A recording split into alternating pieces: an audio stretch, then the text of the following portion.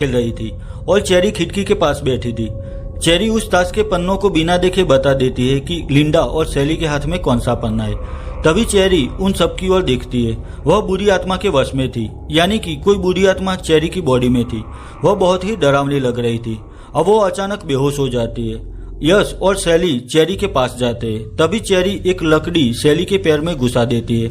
वही वो यश को भी उठाकर फेंक देती है। अब वो बाकी सब लोगों पर हमला करती है। तब रॉकी चेरी को उस तहखाने के पास लेकर आता है और आखिर उसे उस तहखाने में लॉक कर देता है। अब सब लोग यहाँ से बाहर निकलने की बात करते हैं। तभी रॉकी कहता है कि अभी रात हो चुकी है और वह ब्रिज भी टूटा हुआ है, हमें यहाँ सुबह तक रुकना ही होगा। तब तहखाने से चेरी सबको कहती है कि तुम सब आज मरने वाले हो। उस वक्त सैली डर कर दूसरे कमरे में चली जाती है।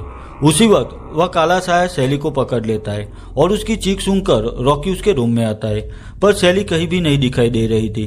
तभी सैली अचानक से रॉकी पर हमला करती है। सैली वहां पड़े हुए शैतानी खंजर से रॉकी को मारने ही वाली थी, तभी रॉकी एक चाकू से सैली का हाथ काट देता है और वह शैतानी खंजर सैली के अंदर घुसा देता है और आखिर सैली वहां नीचे गिर जाती है। तभी रॉकी एक एक्स-रे सैली की बॉडी के टुकड़े टुकड़े कर देता है। अब यश और रॉकी सैली की डेड बॉडी को वहां बाहर जमीन में दफना देते। रॉकी यश को कहता है कि अगर हम यहाँ रुके तो धीरे धीरे सब लोग खत्म हो जाएंगे। रॉकी कहता है कि अगर हम यहाँ से पैदल जाएंगे तो जंगल से बाहर जरूर निकल पाएंगे। तब यश कहता है कि लिंडा अभी जख्मी है और वह अभी नहीं चल पाएगी, तो वह लिंडा के बिना यहाँ से नहीं निकलेगा। पर रॉकी अब यहाँ और रुकना नहीं चाहता था, तो वो यश और लिंडा को छोड़कर जंगल के रास्ते चला जाता है।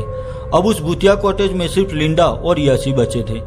यश लिंडा के जख्मी पैर को देखता है, तो उस वक्त वह बुरी आत्मा लिंडा के